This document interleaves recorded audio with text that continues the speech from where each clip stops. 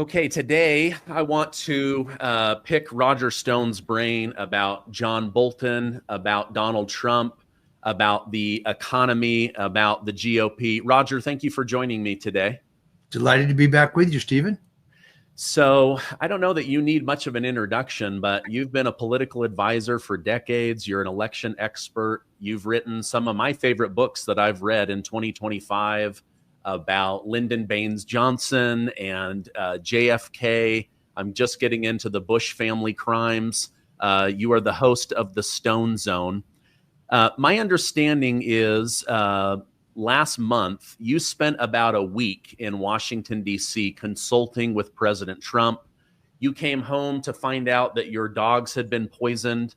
I wanted to know, how are your dogs doing? And then are you able to tell us what you were consulting with the president about? Well, thank you very much for asking. I particularly appreciate your bringing up my book on Lyndon Johnson, because yesterday, August 27th, was my birthday. It was also his birth date, obviously not the same year.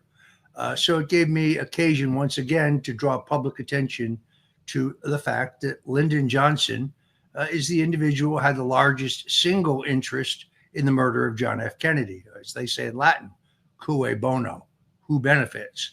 Johnson was on the verge of being indicted for massive corruption in two huge scandals, the Bobby Baker scandal and the Billy Saul Estes scandal. He was on the verge of being dumped from the 1964 ticket and was facing criminal indictment. This is why he lured JFK to Texas. It's why he dominated the motorcade route. And it's why I make a case using eyewitness evidence, fingerprint evidence, and deep Texas politics to make two cases. One, it is impossible for Lee Harvey Oswald to have been the shooter, certainly impossible for him to have acted alone. And secondarily, there are multiple shooters, as this new Paramount documentary, What the Parkland Doctors Saw, which is excellent, by the way, establishes. But more precisely, the shooter from the 6th floor of the Texas School Book Depository building is a man named Malcolm Mack Wallace. We know this because Wallace left his fingerprints, confirmed by the Texas Rangers, on the cardboard boxes in the so-called crow's nest. No less than 6 different witnesses see a man who meets the physical description of Wallace in the 6th floor window, meaning medium build, balding. Every one of them says he's wearing glasses. He was an expert marksman, a Marine Corps veteran, a far higher rating as a sharpshooter than Lee Harvey Oswald. And at least one man, James Carr, sees him running out of the building shortly after the assassination. So I think I make my case in that book, The Man Who Killed Kennedy, the case against LBJ, but I do appreciate your bringing it up. It has always been my policy in the 50 years that I have known him, but particularly since he got into politics, not to discuss the specifics of my conversations with the president, neither in person nor on the phone. So, and I'm not going to do that now, other than to say he's in a terrific mood. He has an incredible sense of urgency. He knows that he only has himself 4 years to turn the country around. Even he is shocked at the level of corruption and the level of duplicity that surrounds the entire Russian collusion hoax. And this is really where John Bolton comes in. Bolton, as the national security advisor, persuaded Trump in September of, I believe it was 2020, not to declassify the Crossfire Hurricane documents, convinces him that our individual intelligence agencies' lives would be put at risk, convinces him that it would expose the sources and methods of our intelligence agencies. And a number of our foreign allies who were involved in this plot also weigh in, particularly the British. The people they're really protecting are themselves. And those documents have now valiantly been declassified by Tulsi Gabbard, the director of national intelligence. And we see firsthand, in their own words, the level of this conspiracy. First of all, we know that Hillary Rotten Clinton, HRC, she's referred to, specifically approved the operation to create this false narrative about Russian interference in the election in order to distract from the illegality of her use of the email server, whereas, you know, Stephen, she destroyed 33,000 emails that were currently under subpoena. Also, to sow doubts about the legitimacy of Trump's presidency to increase the chances that they could remove him in an illicit coup. So the Steele dossier, paid for and fabricated at the behest of Hillary Clinton, was forced into the president's intelligence assessment report as a rationale, as a probable cause for the launching of Crossfire Hurricane by James Comey. He knew it was a fraud. John Brennan knew it was a fraud.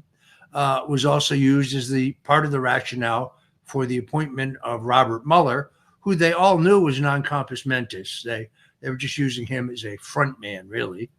It was, and also we now know, thanks to Tulsi Gabbard, there was no online hack of the Democrat National Committee, not by the Russians or by anyone else. Now, some brainless twits in the mainstream media still want to argue about this, but they fall back on, well, it's true because John Brennan says it's true, which of course does not make it true. There's no evidence of that. In fact, the forensic evidence that I've inspected, the forensic evidence that the judge would not allow me to introduce as evidence at my own trial, as produced by Bill Binney, the very well-known counterintelligence IT expert, proves that the material that was stolen from the Democrat National Committee was downloaded to some kind of a portable drive and taken out the back door, most likely by Seth Rich.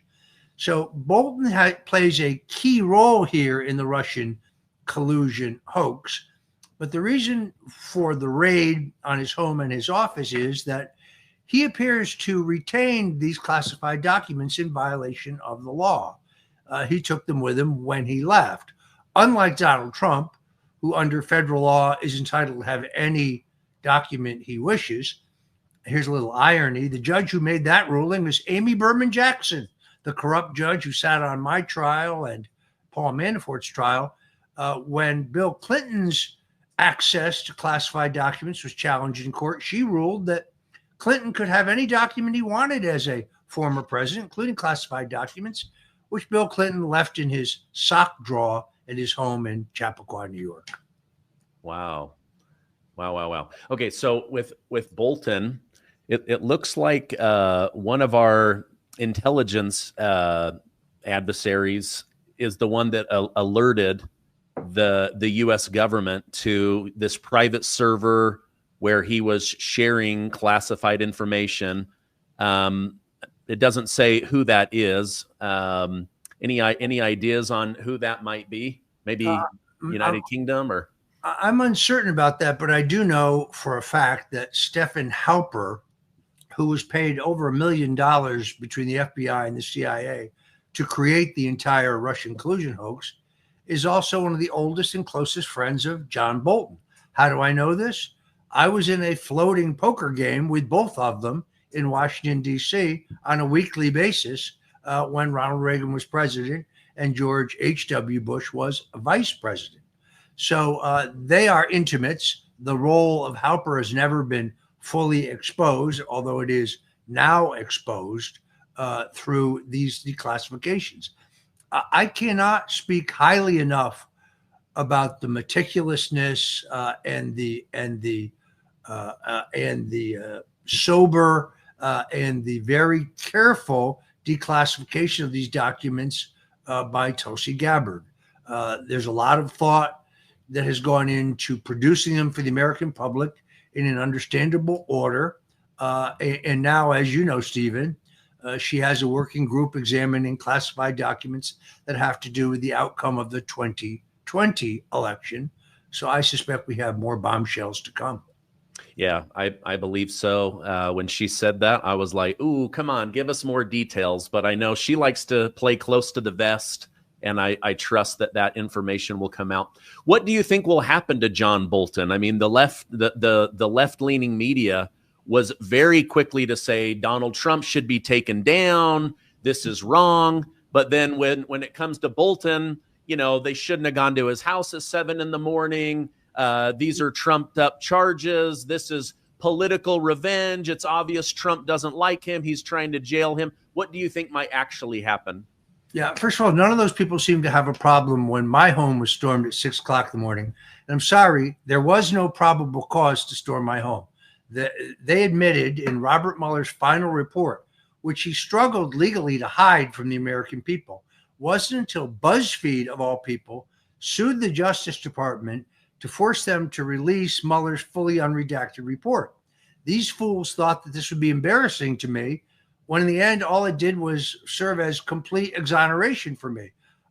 Judge Amy Berman Jackson, the most epically corrupt and I think mentally unbalanced judge in the country, when my lawyers at trial wanted the full unredacted report, by law, a criminal defendant is entitled to see all evidence against them. She refused to give it to us. She said that she would read it in her chambers and she would give us those sections of the report that were germane to me. What she gave us was innocuous. For some reason, she forgot page 178, in which Mueller says very clearly that there are factual barriers to prosecuting Roger Stone since we found no evidence of Russian collusion, WikiLeaks collaboration, or for that matter, any other crime. Somehow she forgot to mention that in the material she gave my lawyers. Now, a number of members of the House are cobbling together a motion, in essence, articles of impeachment against Judge Jackson. I admit to you that I don't think it'll be that hard to get an indictment in the House. I think she will get indicted in the House. Getting a 2/3 vote in the Senate will be difficult, but there needs to be a trial. And I suspect they'll be sending her a subpoena to come answer questions about all of this. Okay. What happens to John Bolton? You think that this drags out? I think he'll be prosecuted. First of all, I know Kash Patel. I know him to be a man of integrity. The idea that they raided Bolton's home because he wrote a book that was critical about Donald Trump is absurd. George Conway, the incompetent lawyer from New York, just happens to be at Bolton's home. Let me say this. If Bolton is represented by Conway, Bolton's going to end up in the electric chair. I mean, that guy's the worst lawyer in America. I suspect that the reason there was a probable cause, which Kash Patel would have required before enacting a raid, is because Bolton is in possession of various classified documents. And I believe he's working as a foreign agent for Qatar. I believe that he's filed under the Foreign Agents Registration Act. So that's a very bad combination. The possession of classified documents, which you're legally not allowed to hold and possess, as well as your representation of a foreign nation. I think he is a player in the Russian collusion hoax, but not at the level of John Brennan, James Comey, Susan Rice, General James Clapper. I think all of them are facing charges for seditious conspiracy to commit treason. And I think they will all ultimately stand trial, most likely in Florida, since this is a continuing seditious conspiracy. One of the most final acts, of course, is the raid at Mar-a-Lago, part of the same conspiracy, which is why this is bad news for the deep state.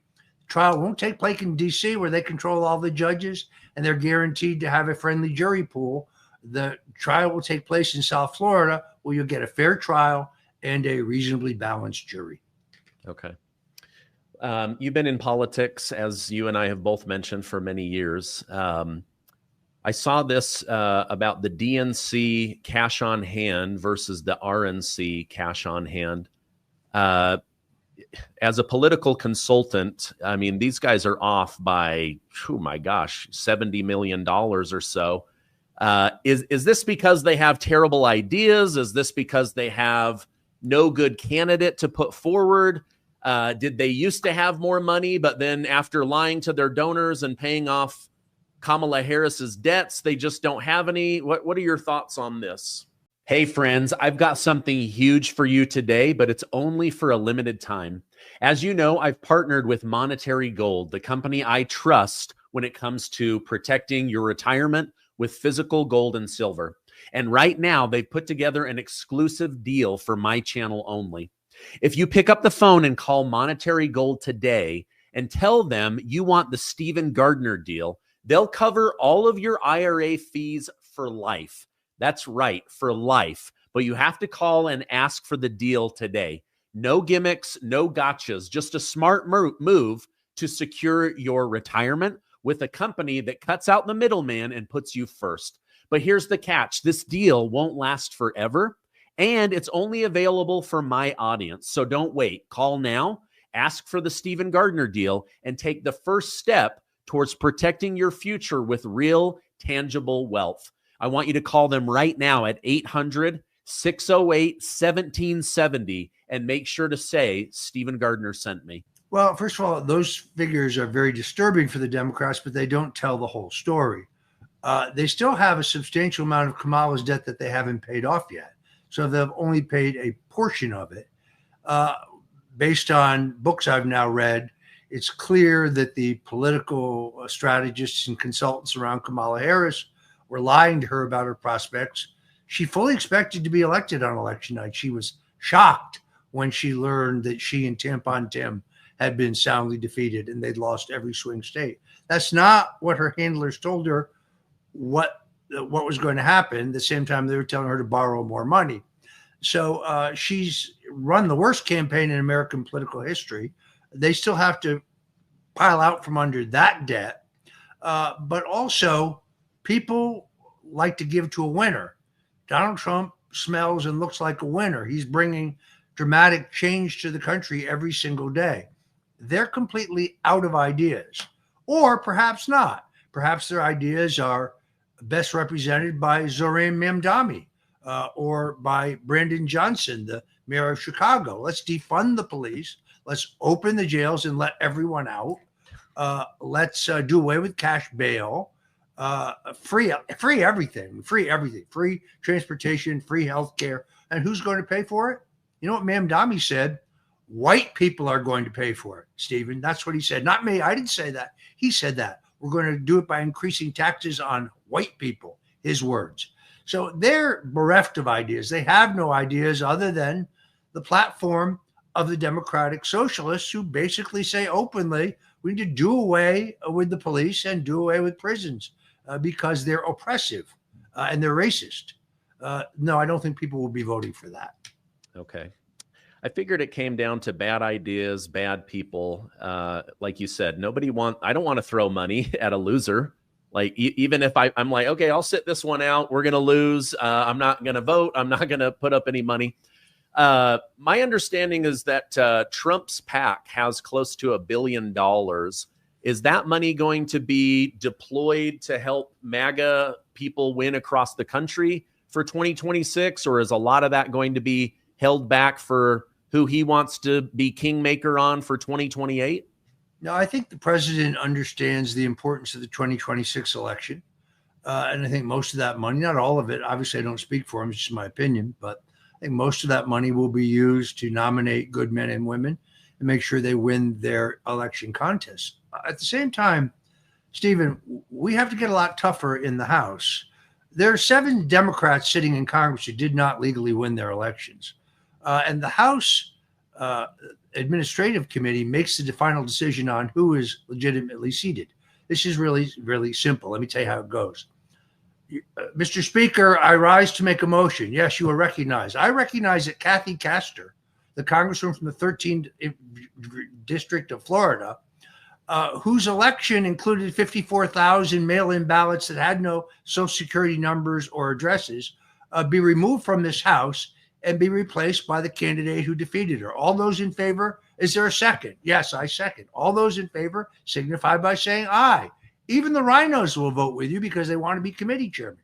The members of Congress from Orange County, California, where more people voted than are registered to vote. Not possible. Simple motion carried by the House. The U.S. House of Representatives decides who sits in the House, not the state of California, not the county of Orange County, the U.S. House. So Speaker Johnson, who I like very much, thinks has to get tougher about these elections. And when they steal seats like they stole in the 13th District of Florida, they need to not seat Kathy Castor and seat her opponent, who did win that election.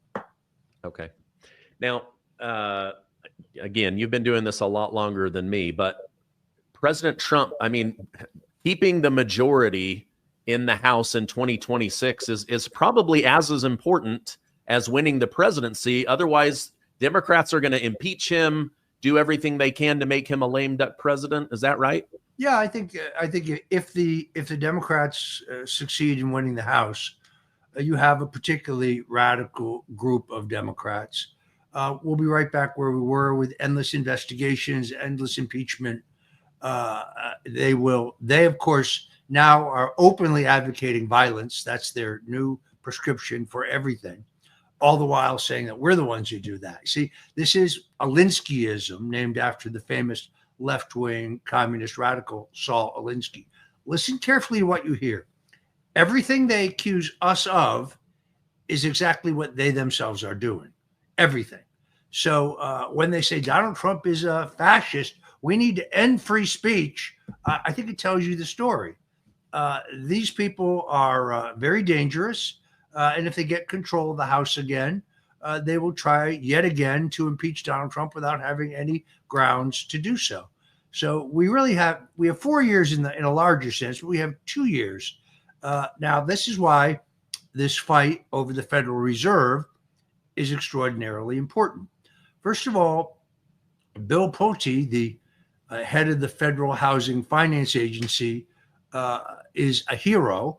What he's doing is not targeting the president's enemies. What he's doing is his job, enforcing mortgage laws. Where does it say if you're a big, important liberal elite, the laws don't apply to you? You can claim illegally to have residences in 2 different states that you say are your principal legal residence.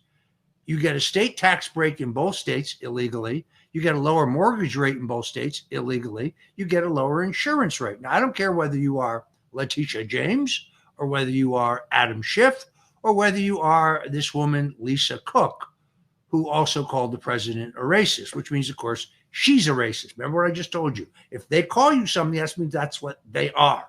So they're going out of their minds saying this is somehow selective prosecution or targeting.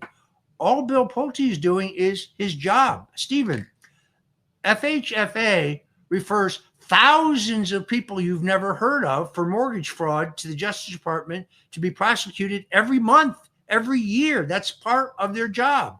It's just that liberal elites think that the rules don't apply for them, that they can do whatever they want. So if you're Letitia James, you can buy a home in Virginia. You can sign in 12 places a power of attorney that says that home will be owner occupied. You intend to make it your legal residence, which means she would be ineligible to be, under the state constitution, the attorney general for New York. Now, she can say she didn't sign that, but she did sign that. And then you see this clown on Bloomberg saying that Pulte is using his access to these documents. These documents are all matters of public record. Stephen, you and I could go online right now and find every one of the documents. They're all available to any citizen who wants to look. So there are no secrets here. Adam Schiff cheated on his mortgage. He can sit there with that moron Christine Welker and say he didn't, but he did. It's there for everybody to see. So these liberal elites are going out of their mind because they're being held accountable. You see, they thought they were above the law, that the law didn't apply for them. But the one that really gives you the best is that when they ask Schiff, he says, no, it's false. It's all made up. All made up? You mean like the Russian collusion hoax? Like you made that up? Yeah. My favorite is Donald Trump is making up this information about me to distract from Jeffrey Epstein. Like, dude, you're the one that signed all the documents. You're the one that lied about pretending to represent California while living in Maryland. Like, I don't understand how he's trying to connect that Trump made him do this. Well, plus, in all honesty, I'm for full disclosure about Jeffrey Epstein because it's going to be extremely embarrassing for Bill Clinton. He's the one who partied with 16-year-olds on the island. Go to the sworn testimony of Virginia Roberts Giuffre. It's all there. She said it under oath. Go to the FAA manifest. I wrote about this, Stephen, in my book, The Clintons' War on Women, Chapter 7, Orgy Island. The FAA manifest, you should see who flew to the island. George Mitchell, the Senate Majority Leader. The other day was interesting. Donald Trump had Roger Clemens, the famous pitcher, to the White House. Roger Clemens has never been admitted to the Baseball Hall of Fame because of an investigation run by Senator George Mitchell. We now know we should have been investigating why Mitchell went to Epstein's Island 14 times, which he did. Wow. Now, aren't the Clintons being subpoenaed to talk about this in October in front of the House? They are, although from a historical point of view, House Republicans tried to subpoena former President Harry Truman. He told them to stuff it. So we'll see how this works out. On the other hand, if they refuse to to testify, what would that tell you? Now, they can show up and assert their Fifth Amendment rights. That wouldn't look too good. I've done it myself, but in all honesty, I pled the Fifth Amendment when I was asked about January 6th, not because I was there, not because I know anything about it, not because I do anything wrong, but I saw how twisted freaks like Adam Schiff and Eric Swallowswell twist your words into a process crime. I was not going to put myself in that position again. But Bill Clinton, you're a big, important former president. Why don't you answer these questions about how many times you went with the island, and tell us specifically about the two 16-year-old girls who were flown in for your amusement by Jeffrey Epstein. It's all in my book. Okay. I will put a link to that down below. President Trump continues to rise, getting his best polling ever. Why do you think that is? Is it just that they like someone who's making America safe again, that they're comfortable having police and National Guard keep children and women safe? Your thoughts on that? I think that's part of it, Stephen. But the most important thing, as always, is the economy. Remember what they told us. If Donald Trump pursued these tougher tariff negotiations with our trading partners, inflation would soar, unemployment would skyrocket out of control, the stock market would crash, the country would be a disaster. None of those things have happened. The two measures that the Federal Reserve is supposed to use to determine whether to cut interest rates are the unemployment rate and the inflation rate. Both of those are lower or at the same level today than they were the last 4 times the Federal Reserve cut rates. Now, Jerome Powell is a politician acting politically. He's a lawyer. He's not even an economist. By the way, somebody needs to look at his mortgages because he owns hundreds of properties. But beyond that, he cut rates to try to help Joe Biden get reelected. When then they dumped Biden, he cut rates again to try to help Kamala get elected. He failed. But right now, as I say, the inflation rate and the unemployment rate are either at the same level or lower than they were when he saw it fit to cut rates before. So why isn't he cutting rates now? Once Lisa Cook is removed, and she will be removed, the courts will uphold this. When miscreants like Mark Warner, you know, the multimillionaire cell phone guy who bought himself a governorship, then bought himself a Senate seat, he'll be in front of the grand jury, by the way, on the Russian stuff too. I think there's a reasonable opportunity that he gets indicted as well. When he says this is unconstitutional, the Fed has absolute, that's not true. The president has the authority to fire Federal Reserve Board members for cause. In all honesty, where I'm hoping this leads, Stephen, is to the complete and total repeal of the Federal Reserve Act. We don't need the Federal Reserve. It's a private bank. We don't need a private bank telling the American people how the economy should be regulated. Okay. Well, just like with the tariffs, as you mentioned, I saw twice on the left-leaning media yesterday. If Donald Trump fires Lisa Cook, the stock market will drop like we have never seen before. Give me a break. One person being fired from the Federal Reserve. Here's the significance. Today, if the Federal Reserve had a vote on cutting interest rates with Lisa Cook sitting around the chair, it would be 5-4 against. Once she is replaced, or once Powell is replaced in April when his term expires, you would then have a 5-4 vote in favor of an interest rate cut. If interest rates are cut, the stock market will not crash. The stock market will soar. This idea that the president doesn't have the authority to fire someone who's been caught red-handed engaging in a criminal offense is absurd. There's no special rule for overweight black women who serve on the Federal Reserve Board. Yeah. Okay. Final question. Help me and my audience understand this. From my perspective, it seems like John Thune is not working to help President Trump with his agenda. Why are they slow walking, getting people confirmed? Why didn't they allow for recess appointments? Why does it feel like they are doing the opposite of what would help Donald Trump? I don't disagree at all with your conclusion. What I can't tell you is the reason, Stephen. I don't know what the reason is. This is why I think it is very important in the 2026 elections, in the primaries, that Donald Trump take a scalp. Now, it would have been nice to take Tom Tillis' scalp, but since he's a gutless coward, after voting to scuttle the nomination of Ed Martin to be U.S. attorney. By the way, he voted for all of Biden's nominees. He voted for all Biden's Supreme Court nominees, including Ketanji Brown, who even Amy Coney Barrett said that she's mentally deficient, that there's no there. Tillis cut and run. It's a shame because I think Lara Trump could have beaten him handily in the primary and held that seat. Unfortunately, he dropped out because he knew he was going to be defeated. But one of these other rhino senators needs to get beat. And then they'll all get in line. Until that happens, until you demonstrate that you will take on Republican senators who don't support the president's agenda, we're going to continue to have this problem, unfortunately. Okay.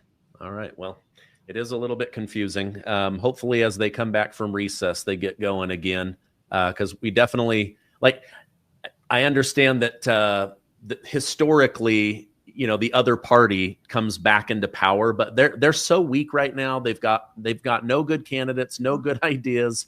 But Stephen, in all honesty, historically, no businessman ever gets elected president of the United States. Historically, nobody wins the presidency, loses it, and comes back to win it again, with only one exception. So Donald Trump defies all the rules, or maybe put another way, there are no rules in the age of mass media. All the old rules are out the window.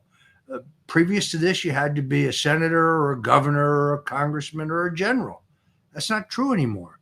Donald Trump changed that. So this idea that we automatically will lose seats is not so.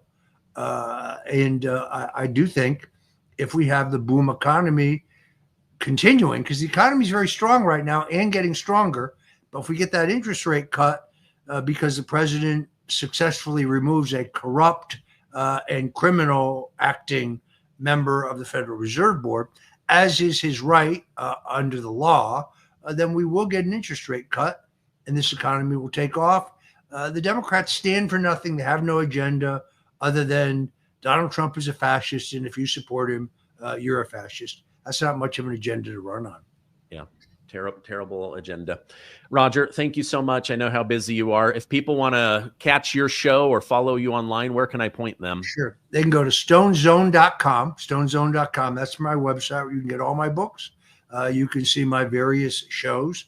But then every day at 8 p.m. Eastern time, you can listen to my radio show, my syndicated radio show, The Stone Zone, which is at wabcradio.com. You can listen to it there either in real time, or if you miss the show at 8 o'clock, we post it almost immediately. You can hear it there online, or you can hear it at stonezone.com. Up to you. Okay. I'll put that down below. Thank you so much. I hope you have a great rest of your day. Thanks, Stephen. Great to be with you as always.